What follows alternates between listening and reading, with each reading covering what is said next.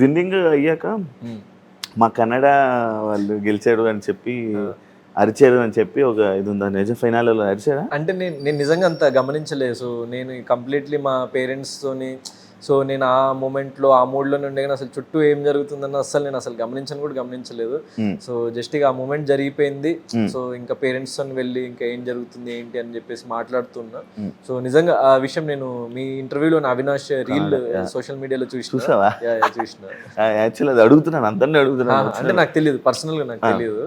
అంటే team వాళ్ళనా contestants? Contestants మా వాడు గెలిచాడు అన్నట్టు. అదే అంటే వీళ్ళు పృథ్వీ, యష్మి వీళ్ళందరూ అయితే హ్యాపీ ఫీల్ అయిన కానీ అంటే మా వాడు గెలిచిండు అది పర్టికులర్లీ అది అన్నారో లేదు నేను వినలేదు.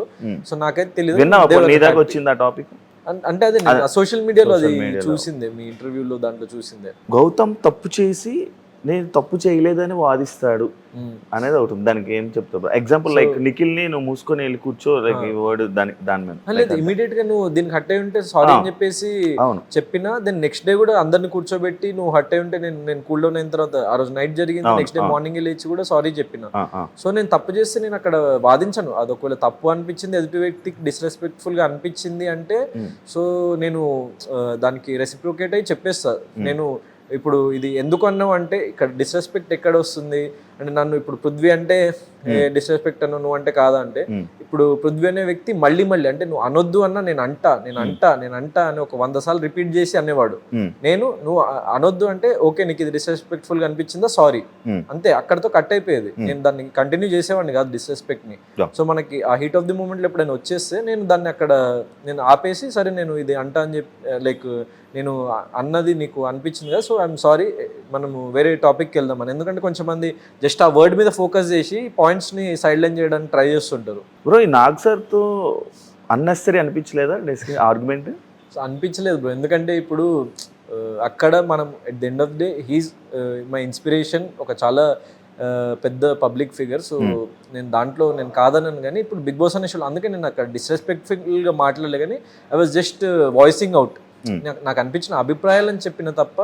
సో దాంట్లో తప్పేం లేదు, ఎందుకంటే మన అభిప్రాయాలు షేర్ చేసుకోకపోతే తప్పు. నాకు లాస్ట్ టైం జరిగిన మైనస్ అదే.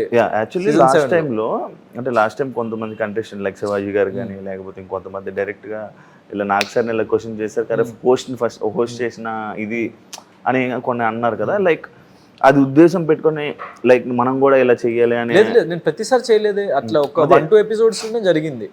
ఎందుకంటే ఎప్పుడైతే అంత హీటెడ్ వెళ్ళిపోయి దీంట్లో తప్పేంటి, గ్రూప్ గేమ్ లో తప్పేంటి అన్నప్పుడు, సో ఎందుకు తప్పే కదా అసలు దీంట్లో తప్పు లేదు అంటారు ఏంటన్న విషయంలో నేను వాదించిన.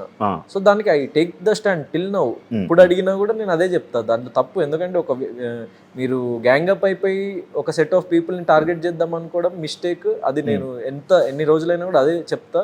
అది నా సిద్ధాంతం కాబట్టి నేను దాన్నే ఫాలో అయినా, ఎవరేమన్నా కూడా. గౌతమ్ పాయింట్ టు పాయింట్ మాట్లాడకుండా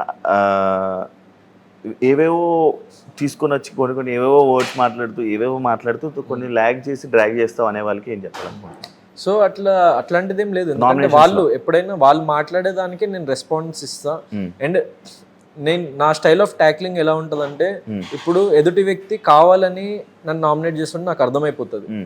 అయితే ఇప్పుడు గౌతమ్ గారిని ఇప్పుడు మీకు చాలా ఎపిసోడ్స్ చూస్తే టార్గెటింగ్ నామినేషన్స్ మీరు చూసుకుంటే, గౌతమ్ని చేయాలి పాయింట్స్ వెతకండి, లేకపోతే రోహిణిని చేయాలి పాయింట్స్ వెతికి పెట్టుకో, లేకపోతే తేజాన్ని చేయాలి పాయింట్స్ వెతికి పెట్టుకో అని చెప్పేసి ఈ పర్సన్ ని టార్గెట్ చేద్దాము, పాయింట్స్ తర్వాత చూసుకుందాం అన్న స్థాయికి వాళ్ళు వెళ్ళిపోయినప్పుడు, రండి పాయింట్స్ చెప్పండి, మీరు ఏదైతే పాయింట్స్ చెప్తారో అదే పాయింట్తో మిమ్మల్ని కొడతా అని చెప్పేసి నేను నా డిఫెన్స్ అట్లుంటుంది. అంటే ఇప్పుడు ఫర్ ఎగ్జాంపుల్ ప్రేరణ, చిన్న ఎగ్జాంపుల్ ఇస్తా. ప్రేరణ నువ్వు మెగా చీఫ్ మాటని డిస్రెస్పెక్ట్ చేసినావు అన్నది, నువ్వు బిగ్ బాస్ మాటని డిస్రెస్పెక్ట్ చేసి నువ్వు అది దొంగతనం చేసి తీసుకొస్తే 35,000 బిల్ వేసిండు మాకు క్యాష్ ప్రైజ్ నుంచి.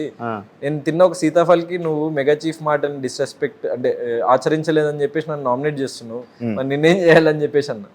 Valid point. ఈ పాయింట్స్ సినిమా డైలాగులు సినిమా డైలాగ్ అంటే ఏం లేదు అంటే అవినాష్ నెల్లి అడిగేవాడు అంట ఏమని డైలాగ్స్, ఈ డైలాగ్ ఏదో ఉంటది, ఈ డైలాగ్ ఏంటి పవన్ కళ్యాణ్ సినిమాలో డైలాగ్. లేదు లేదు ఇది ఒక్కటి అడిగిన, ఇల్లేమో దూరం చుట్టూ చీకటి అదొక్కటి అడిగిన, అంటే నాకు గుర్తురాక అది నేను ఏ నామినేషన్ లో ఏం వాడలేదు, జస్ట్ క్యాజువల్ సిచ్యువేషన్ రాలే కాదు అనుకోనించుకోవడం కాదు, జస్ట్ క్యాజువల్ గా అడిగినది వాడదామని కాదు, నార్మల్ గా క్యాజువల్ గా అడిగినది, మనోడికి అట్లా అర్థమైందేమో అదొక్కటే అడిగిన, ఇంకేదో అడగలేదు. సో డైలాగ్స్ అంటే నేను ఒక 2-3 సిచ్యువేషన్స్ లో వాడినా. అండ్ ఇప్పుడు if something is summing up to what I want to say, అది డైలాగ్ ఏంటంటే క్రిస్ప్గా. ఇప్పుడు ఫర్ ఎగ్జాంపుల్ నబీల్ అన్నాడు ఫైర్ లేదు అంటే గ్రాములు కిలోలు లెక్క కాదు టన్నుల లెక్కన ఉంది అని చెప్పేసి అన్నా. సో ఆ ఫైర్ ఉండడం వల్లనే కదా ఎండ్ వరకు నేను వెళ్ళగలిగింది. అండ్ ప్రతి ఒక్కరిని క్వశ్చన్ చేస్తున్నా, అంటే అక్కడ ఫైర్ అంటే చాలా మంది అంటే భ్రమపడ్డది ఏంటంటే అరిచేయడం, ప్రతి సిచ్యువేషన్లో అరిచేయడం, ప్రతి సిచ్యువేషన్లో కొట్టేసుకోవడం, ప్రతి సిచ్యువేషన్లో ఏదో సమ్ రచ్చ క్రియేట్ చేసేయడం అనుకున్నారు తప్ప, ఐ థింక్ ఫైర్ అంటే ఎవరికి భయపడకుండా నువ్వు సాఫ్ట్గా కూడా అడగొచ్చు. ఇప్పుడు పృథ్వీ నామినేషన్లో సాఫ్ట్గా మనోడు కూర్చోబెట్టి చెప్పిన గ్రూపిజం అంటే ఏంటి, ఇండివిజువల్ గేమ్ అంటే ఏంటి అని. సో అది కూడా ఫైరే నా ఉద్దేశంలో. అవును, అంటే being like fearless is fire.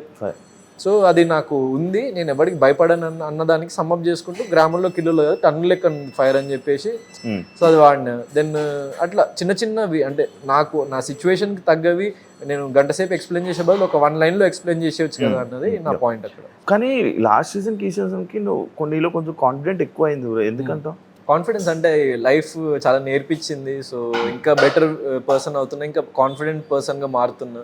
So అది లైఫ్లో నా ఎక్స్పీరియన్స్ ఇచ్చిన కాన్ఫిడెన్స్ అనుకోవచ్చు. ఈ సీజన్ మొత్తం అంతా సోలో బాయ్ అని మొత్తం హౌస్ లో ఆడేవో, ఏ ప్రమోషనా లేకపోతే సోలో బాయ్ అనలే, సోలో ప్లేయర్ అన్న, బాయ్ అని కూడా లైక్ అన్న, లైక్ మూవీ ప్రమోషన్ అని కాదు, నేను సోలో గేమ్ అన్నది నేను చెప్పిన.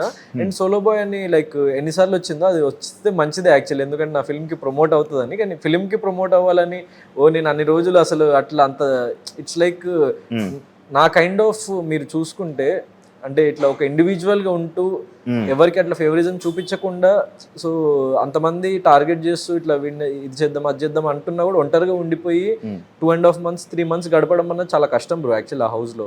ఎందుకంటే మనకి ఏదో ఒక పాయింట్ లో మనం డిప్రెస్ అవుతాం, లో ఫీల్ అవుతాం, అరే ఒక ఫ్రెండ్ ఉంటే బాగుండు, షేర్ చేసుకోవచ్చు అనిపిస్తుంది. సో మనం ఒక హ్యూమన్ రిలేషన్షిప్ అన్నది చాలా మంది కోరుకునే ఒక నీడ్.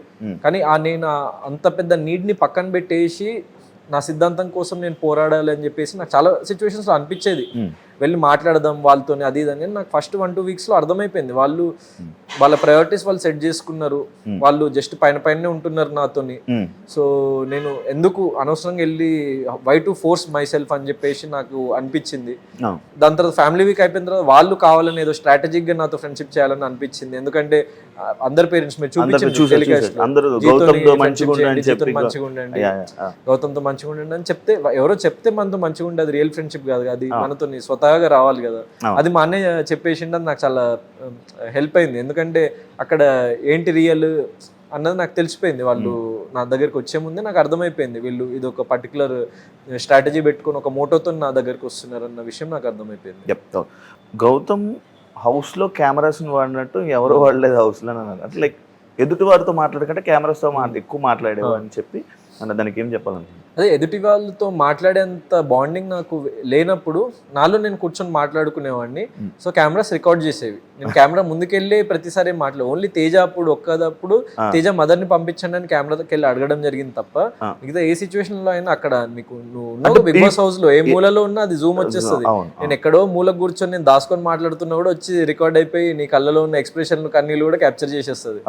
సో వెంటౌట్ చేసుకోవాలి కదా మనము, మనకేమైనా అనిపిస్తే హైస్ కానీ లోస్ కానీ వచ్చినప్పుడు వెంటౌట్ చేసుకోవాలి కదా. ఇప్పుడు వేరే వాళ్ళు ఏమో ఫ్రెండ్స్ తో చెప్పుకునేవాళ్ళు, నేనేమో నాలో నేను చెప్పుకునేవాడిని, అదొకటే డిఫరెన్స్. అండ్ ఇంకోటి ఈ పూల్ దగ్గర మదర్ పక్కన కూర్చొని ఉండి మాట్లాడడం అది జరిగింది కదా, అది లైక్ ఎక్కడో సింపతి అని చెప్పి జనాలు కొంతమంది అన్నారు, దానికి ఏం చెప్పాలి? సో అట్లేం లేదు బ్రో, ఎందుకంటే నేను ఫస్ట్ లాస్ట్ సీజన్ నుంచి చెప్తుంది ఏంటంటే లైక్ మా మదర్ అంటే నాకు స్పెషల్, మా మదర్ పట్ల నాకు ఎంత బాండింగ్ ఉందో నాకు ప్రపంచానికి మొత్తం తెలుసు. అంటే లైక్ బిగ్